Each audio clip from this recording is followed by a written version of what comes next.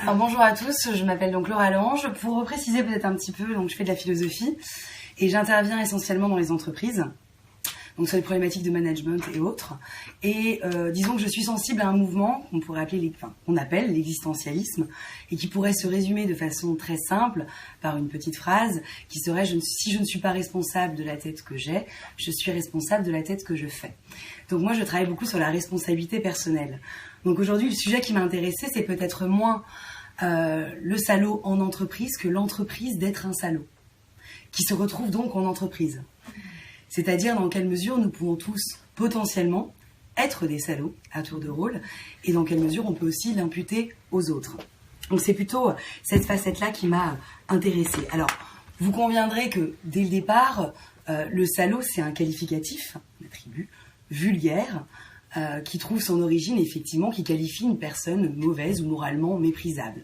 Une personne qui, pourrions-nous dire, par absence de grandeur, va sérieusement contraindre nos propres valeurs et donner la nausée. Mais d'ailleurs, c'est pour ça que moi, c'est à partir de Sartre que je vais m'intéresser au salaud. Donc, il peut y avoir plein de définitions du salaud.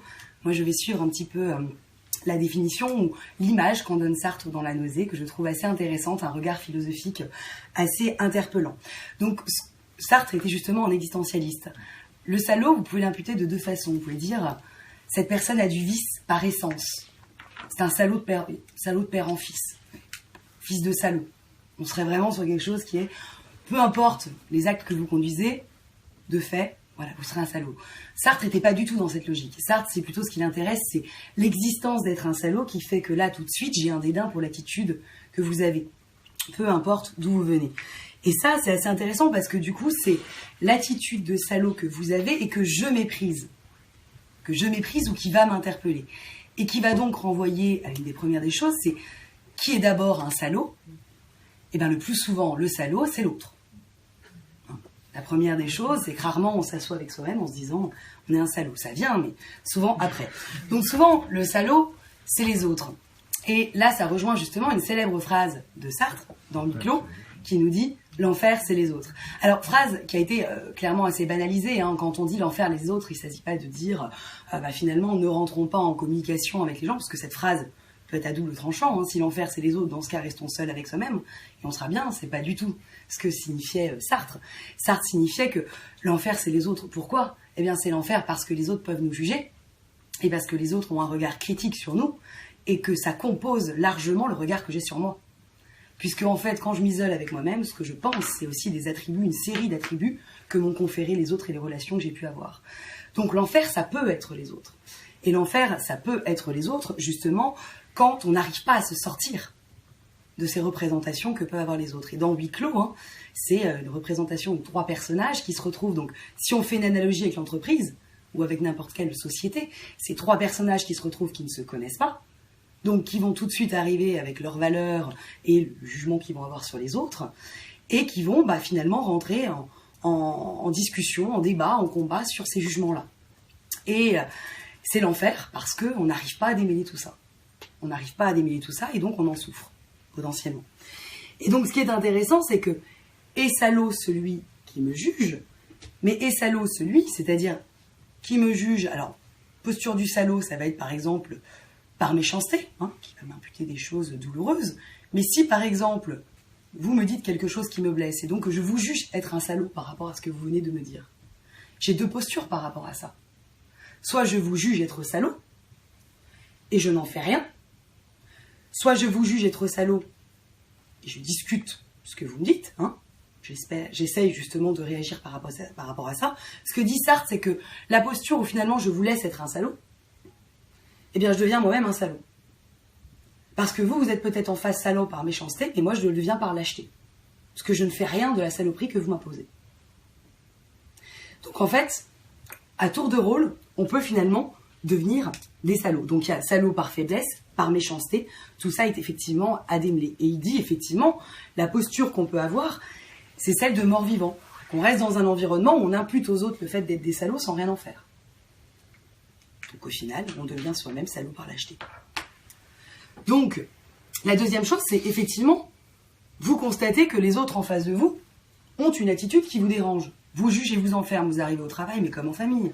vous avez l'étiquette, hein, vous êtes celui qui est en retard, vous êtes celui qui, à chaque repas de famille, est compliqué et pénible. C'est ces étiquettes qui sont là. Et qui finalement, soit vous retirez tout ça pour vous en protéger, soit vous êtes en lutte et vous essayez d'en changer. Essayez de changer tout ça. Et ce que dit Sartre, c'est que finalement, l'enfer, c'est les autres. Oui, mais ça n'est pas un constat. Pas un constat. L'autre n'est pas un salaud. L'autre pourrait être autrement et moi, je pourrais être différent vis-à-vis de lui. Donc, ce que dit Sartre, c'est que dans une situation infernale et enfermante, au niveau des préjugés, on peut toujours en sortir. Donc, on a toujours la possibilité de pouvoir faire autrement. Et donc, il dit comment, par exemple ? Par exemple, c'est essayer de chercher à faire histoire, plutôt que de faire des histoires, si on joue sur les mots. Face à un salaud qui vous imputerait quelque chose, hein, le salaud, voilà, vous enferme sur une... Il sort pas des rails, le salaud. C'est ce qu'on va voir avec Sartre, la définition qui est intéressante. Le salaud, c'est pas forcément quelqu'un de méchant, c'est quelqu'un qui ne change pas. Vous êtes là, vous n'êtes pas là, ça change pas. Son avis, il est comme ça. Et d'ailleurs, il vous empêche de changer, du coup. Ce qui devient potentiellement assez insupportable, puisque votre liberté est de fait amputée par son jugement. Et du coup, ce qu'il dit, c'est que finalement, il faut essayer de faire histoire. Donc si on se retrouve à 3 dans une pièce et qu'on est chacun en train de s'imputer des images, essayons de faire histoire ensemble. Et il distingue justement, vous savez, le phénomène de groupe ou le phénomène de série. Et souvent, dans l'entreprise, c'est difficile de faire groupe. Faire groupe, c'est on fait un groupe et on va conquérir un projet ensemble. La série, c'est, vous savez, quand vous faites la queue, par exemple, au supermarché. Tous en groupe, potentiellement, ou en série. Mais en fait, il n'y a pas de lien entre vous. Il y en a un qui est derrière, il y en a un qui est devant. Là, on ne fait pas histoire, on ne fait pas groupe. Et donc, plus facilement, on va pouvoir considérer que celui qui est derrière ou qui vient de me doubler, c'est vraiment un salaud. Celui d'à côté, celui d'en face, il n'y a pas d'histoire, il y a un qui se crée. Alors que si on avait discuté, peut-être qu'on imputerait moins rapidement à celui qui nous a doublé dans la file d'être un salaud, ou inversement. Donc le fait de pouvoir conférer aussi l'étiquette de salaud, c'est aussi parce qu'il n'y a pas collectivité, communauté. Donc quand on dit à quelqu'un, c'est vraiment un salaud Régis, c'est peut-être qu'on n'a jamais cherché aussi à faire histoire. Donc ça ramène à soi. Parce que nous-mêmes, on étiquette super vite. Quand vous êtes en voiture et qu'on traite quelqu'un, d'ailleurs le mot salaud est souvent galvaudé, dans la vie de tous les jours, on utilise souvent le mot connard, qui revient beaucoup plus facilement. Salaud, c'est beaucoup plus littéraire, finalement. Et d'ailleurs, ça vient de salaude, qui précède, et c'était féminin, qui est assez insupportable. C'est-à-dire qu'en fait, on parlait d'abord une femme comme étant une salaude que d'un homme. Littéralement. Intéressant. Du coup, si on en revient à ça, on se dit, du coup, dans une entreprise qui ne chercherait pas à faire histoire, qui est plutôt dans quelque chose d'assez série, voilà, on embauche des gens, on les met comme ça, il y a de plus en plus de chances d'avoir des salauds. Plus vous êtes dans une entreprise qui ne cherche pas à créer collectif, plus il y a de salauds potentiels. Donc ça veut dire chercher à créer histoire, à faire histoire et à faire déléguer les gens, c'est aussi s'éviter la possibilité d'avoir des salauds. Et si on en revient à l'image que Sartre donne, et j'essaye un petit peu de tisser autour de ça, Sartre il dit « Est salaud celui justement qui, par esprit de sérieux, par mauvaise foi et paresse, donc on va parler un peu de ça, ne choisit pas. Un salaud, c'est celui qui, dans l'image de Sartre, c'est celui qui soutient, qui a toujours raison, qui ne se remet pas en question, qui suit sa voie flairée coûte que coûte, qui est bien dans ses baskets, toujours. Insupportable. C'est celui qui, voilà. À l'image, par exemple, je vous donne l'image d'un personnage que j'adore, Louis de Funès, dans La Grande Vadrouille. Super bien dans ses pompes. Alors, Bourvil, il galère, il s'en fiche, lui, ce qu'il veut, c'est avancer. Il lui prend sa paire de pompes, lui, il est pas bien, mais lui, il avance droit dans ses sentiers. Et alors, une fois qu'il a la paire de pompes, il l'oublie. Ça, c'est le salaud égocentrique.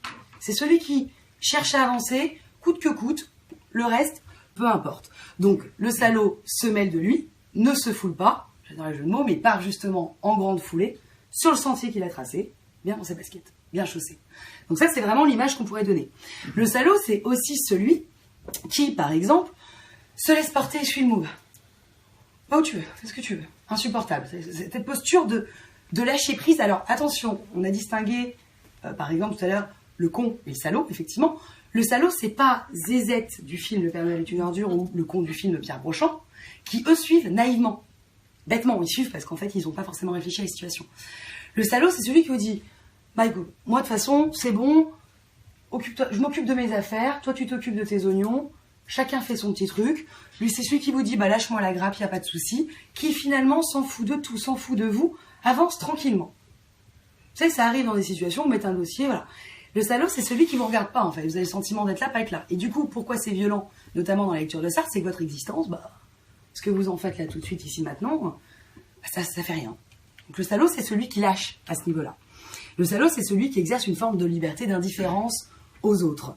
Et ça peut avoir un attrait contemporain aujourd'hui. Hein. Vous savez, cette posture comme dans la vie, suis-moi, je te fuis. Hein, vous savez, en termes de séduction, ça marche très bien aussi. Hein. C'est celui qui... Le salaud, c'est celui qui a le sentiment de ne jamais avoir besoin de vous. Alors, d'un côté, c'est hyper... Waouh, lui, il est épatant. De l'autre côté, moi, je ne cherche pas grand-chose, quoi. Mais donc, il y a ce côté un peu attrayant aussi, qu'il peut y avoir du salaud. Le salaud, c'est finalement celui qui, comme vous et comme moi, et ça nous arrive tous les jours, feint d'ignorer sa liberté. Ça, on le fait tous les jours. C'est pas moi, c'est mon caractère. Attends, là, m'en veux pas. C'est pas moi, c'est mon caractère. Je suis comme ça, tu me connais, c'est le matin. J'arrive en retard, t'as bien vu, j'arrive, c'est comme ça. C'est celui qui se repose sur ce qui précéderait soi-disant, une forme d'essence, de caractère. Le contraire de ce que défend Sartre. Sartre dit que l'existence, c'est ce qui, justement, précède l'essence. C'est trop facile de se reposer sur un caractère, de se reposer sur tout ça. Ça, c'est le salaud. Il lève les mains.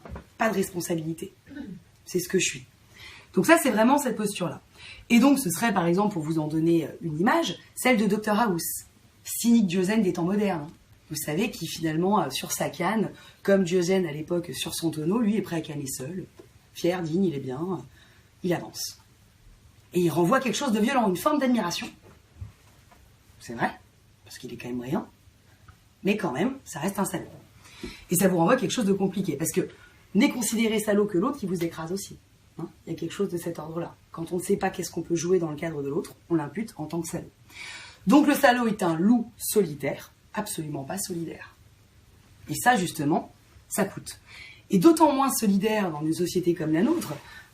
J'ai regardé Profession salaud, une manière d'être en entreprise, qui est un ouvrage qui a été écrit, où effectivement on montre qu'aujourd'hui, avec le temps, on est acculé de plein de choses, donc on a moins le temps peut-être d'être disponible à la solidarité, à toutes ces choses-là. Il y a peut-être des tentatives et une disposition aujourd'hui qui pousse plus à être un salaud qu'avant. Culture du libéralisme, je ne vais pas rentrer dans tout ça, mais de la concurrence, toutes ces choses-là qui sont très fortes. Le numérique, finalement, ne nous met plus les uns en face des autres, mais les uns à côté, ou en tout cas, si, les uns en face des autres sans se voir vraiment. Ce paradoxe du visible et de l'invisible. Donc, fort à parier qu'on est moins dans le lien. Donc, quand on est moins dans le lien, une ouverture, une brèche est créée pour la saloperie, potentiellement. Et donc, finalement, le salaud se la joue anti-stoïcien, plutôt épicurien. Il est piqué, il sort de la société. Voilà, c'est à l'image de Diogène le cynique, ce que je vous disais tout à l'heure, c'est celui qui finalement peut se retirer de quelque chose au nom de la vie sociale par manque d'envie sociable. Vous savez, c'est celui qui n'a pas envie d'assister à toutes les réunions. Moi, ça me saoule, je gère ça au loin, voilà. Il y a vraiment quelque chose entre le social et le sociable qui est très étroitement lié. C'est celui qui, justement, a un ego qui est quand même très fort et qui, haltérophile du corps, donne justement du corps à son esprit. Très fortement. Il est vraiment dans cette démarche. Et on a pu, justement, imputer aux philosophes d'avoir, à l'extérieur, s'il y a des salauds, certains philosophes ont pu l'être, quand on se retire dans sa salaude de grotte pour réfléchir seul, en recréant finalement une petite société à son usage, en étant à l'extérieur de la société, c'est une posture où on sort et on ne participe pas, on ne partage pas. Et donc finalement, c'est une attitude de salaud. Parce que finalement, on nie le fait que les autres puissent faire existence dans le réel. C'est considérer que tout ce que j'ai, je l'ai appris du passé, je me cultive, je fais tout ça, mais ce qui se joue là, je ne vous accorde pas foi et liberté, existence dans ce réel. Donc je suis un salaud. Potentiellement. Et donc du coup, finalement, le grand risque, et c'est ce que soulignait Tocqueville, tout risque de posture égocentrique et autarcique, c'est finalement d'être antidémocratique. C'est pas du tout stratégique comme ça, parce que sortir de la société, c'est finalement une posture qui nous met en marge. Et donc, du coup, c'est une posture qui est antidémocratique et aussi anti-philosophique. Donc, on est finalement à double titre, et si on regarde ce qui est intéressant chez Sartre, c'est qu'il nous dit contre cette nausée-là du salaud. Ce qui est intéressant, c'est que finalement, la volonté, elle peut tous potentiellement nous brusquer, nous mettre comme ça au bord du vide et nous dire, attends, regarde-toi là, tu es en train de jouer au salaud. Et finalement, le salaud, c'est à double titre, c'est salaud avec l'autre, mais c'est aussi surtout salaud avec soi. Et ça, c'est ça qui est beau chez Sartre. Ce qui est beau chez Sartre, si vous parlez de la responsabilité et de l'existentialisme, ce qui est beau chez Sartre, c'est qu'il dit, mais quand on est salaud par esprit de sérieux. L'esprit de sérieux, c'est quoi si ce n'est finalement ne pas s'inquiéter du monde, ne pas regarder l'angoisse réelle qui me prend là aux tripes, ne pas regarder la vie, ne pas regarder que je vais mourir, ne pas prendre conscience de ça, fuir le réel. Ce que dit Sartre, c'est que le salaud, c'est celui qui se fuit et qui fuit les autres, du coup, qui fuit le réel. Et donc, la paresse, ou le manque de sérieux, ou justement, ce qu'il dit, la mauvaise foi, le salaud, c'est celui qui pratique la mauvaise foi. Mais à l'égard de lui, d'abord. Il se fuit lui-même, donc il fuit les autres. Et il se fuit lui-même, il fuit son angoisse. Si je vous donne une image qui est, que je trouve moi, assez jolie, une image que donne Sartre, il dit quand on marche le long de la montagne, nous n'avons pas peur de tomber, nous avons peur de nous jeter. Ça, c'est l'angoisse. L'angoisse, c'est la peur de soi, parce qu'on s'implique, parce qu'on est là, parce qu'on y est. Et le salaud, c'est celui qui a oublié ça. Quand il tombe, il a peur des cailloux, il a même plus peur de lui. Parce qu'il s'oublie. Donc, la vraie conscience, c'est l'angoisse, c'est justement la conscience de ce qu'on est. Un salaud n'est pas vraiment angoissé, puisqu'un salaud ne déraille pas. Le salaud, il est sur les rails. C'est ce que distingue entre l'en-soi et le pour-soi, dit Sartre. L'en-soi, c'est la plénitude de l'être, sans conscience. Ça roule. Donc en fait, c'est du déterminisme. Ça roule, il n'y a plus rien à acheter.